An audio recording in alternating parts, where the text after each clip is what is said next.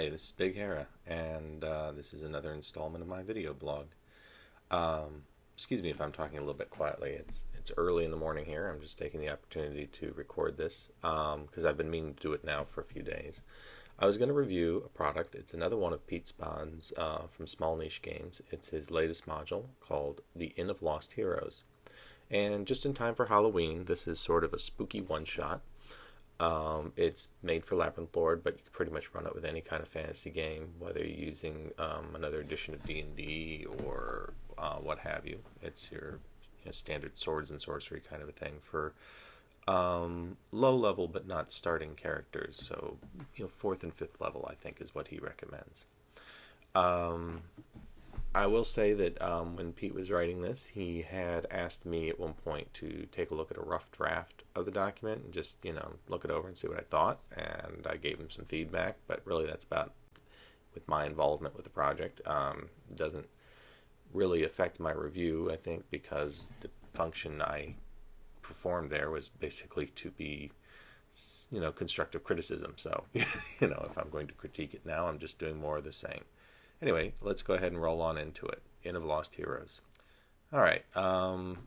I should mention there may be a few spoilers in here. I'm not going to outline everything and give everything away, but I'm going to talk about a few of the details within the module. So, if you're planning on playing this, you might not want to watch this review. So I'm going to give you a second to hit pause.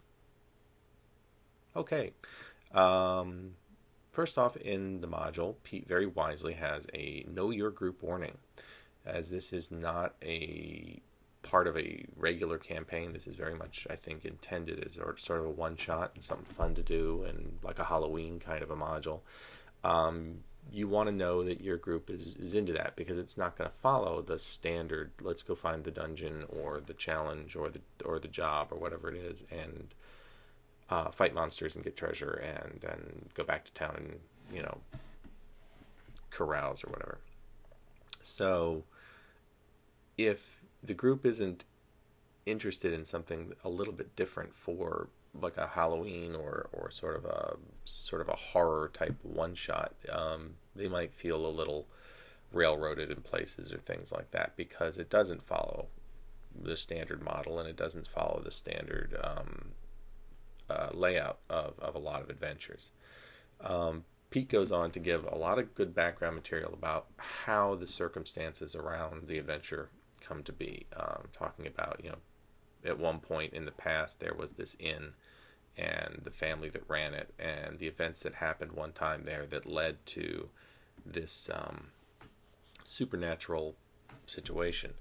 One of the things I kind of liked in it is the adventurers are sort of the bad guys, though unintentionally, because they cause the problem that leads to the tragic events. And it's always amusing to see when you can have adventurers sort of cast in a little bit less heroic light, not as villains, but just sort of these slightly rowdy, slightly dangerous, but almost, kind of like, gunfighters in the Wild West where they'd be shooting up the saloon while the dancing girls were on stage, that kind of thing. It's that sort of thing where you got to figure that the townsfolk weren't always happy to see them, if you know what I mean. So I always enjoy anything that kind of has that kind of a twist to it. A little bit about the layout. It's in 2-column layout. It's very easy reading.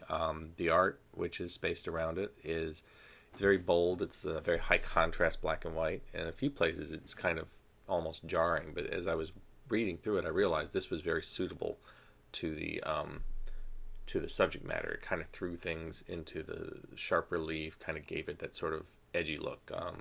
Some of the drawings are better than others, but it's fantasy art. What the heck? As I said, there's a lot of good background material. The maps are nice and easy to read, so a good physical layout, I think, overall. And I like the cover. Anyway, let's see what else we got. The idea here, and this is getting into a little bit of spoilers, is you have this inn, which is sort of a trap almost, and the idea that when the adventurers check in but they don't check out, the idea that it becomes sort of almost a dream world. You're trapped in the dream of of a sort of a ghost, which is a cool idea. And I know it's the kind of thing that's been done before, but I think it's presented pretty well here.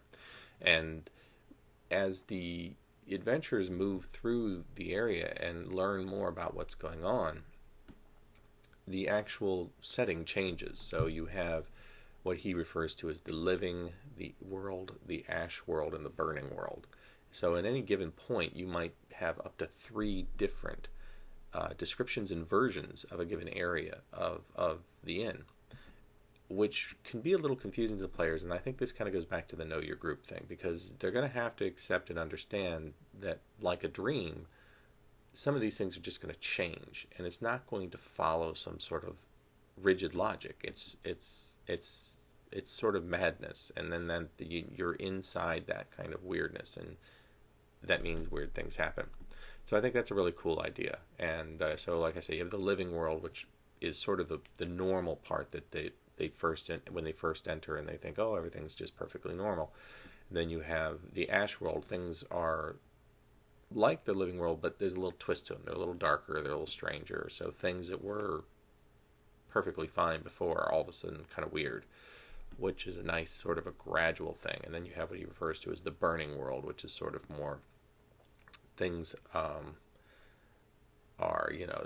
there's heat and smoke and stuff, because with another spoiler, what had happened was the inn burned down and people died. So this is sort of like after the fire, and it's more like the actual tragedy, but you're in this sort of pocket world where you can't go back to the normal world, and you're surrounded by fire and lava and things like that. This gets into another issue here, because it's almost sort of this dream sequence sort of a thing. At times it might feel a little railroady, because it's kind of like, well, you really can't leave until you solve the mystery. You can't just walk away. Very, very different than the very sandboxy thing he presented in Blood Moon Rising. But like I said, you're warned. Know your group and make sure they understand that they're going to be. This is sort of like a Halloween or a horror one shot, and you're dealing with this sort of a twisted reality, and you're not going to be able to just approach it like you would a normal adventure. And with that caveat, I don't think you can really fault him for presenting things at sometimes that may seem railroady or may seem arbitrary, because he's presenting an alternate reality or a twisted reality. And I really think that's totally cool, because that's what he's after, and that's how those kinds of things would work. I think it is a little tricky to keep everything straight, because, like I say, you can have up to three different versions of a given entry, and when the shifting between things like the ash world and the living world and the burning world and things like that, there's not a straight, consistent progression. It can really depend a lot on what they do and how they do it. You have sort of a boss monster, this ghost, but it's not just a normal undead ghost. It's almost like its dream created this world. It's very, very powerful. It's very, very scary, and it's not necessarily something you just get up there and start swinging swords at. Which I think also is a neat idea. I do think there will be groups that'll have some issues with that. I think they're going to be a little surprised if they try and just wade in and fight like they normally do, depending on your group, and discover that this was a really, really bad idea. But that's a horror game. Sometimes if you make monsters are monstrous, they're not just foes.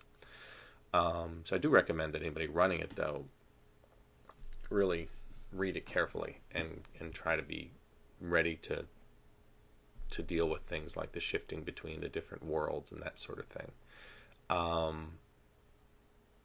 There's a whole sort of things get revealed in bits and pieces to the adventurers, so they can start to learn about what's actually going on and how to deal with it. There's one NPC in there who gives them a lot of good information.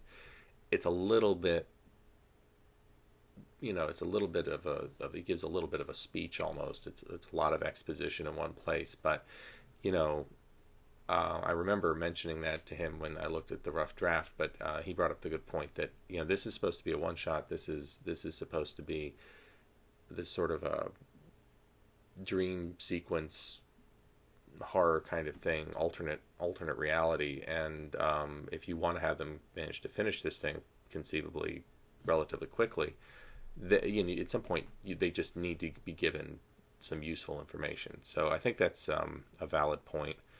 And again, when you stop and say, "Hey, this is not reality for your characters. This is almost like a dream. Things will happen in non-standard ways." And I keep harping on that, but I think it's an important point to keep in mind when you're reading the module and if you play it or run it. It does have this sort of it was all just a dream possibility of an ending. But again, make sure your group knows what they're getting into. Make sure your group is okay with things like that, even though there are some real repercussions and real rewards possible in completing the adventure. There's a series of interesting challenges there, each one geared towards a different class or type of class, and there's some kind of scary things that can happen to those characters as they're dealing with those challenges. And basically, they're trying to reassemble this object, which can help them, get home, kind of a thing.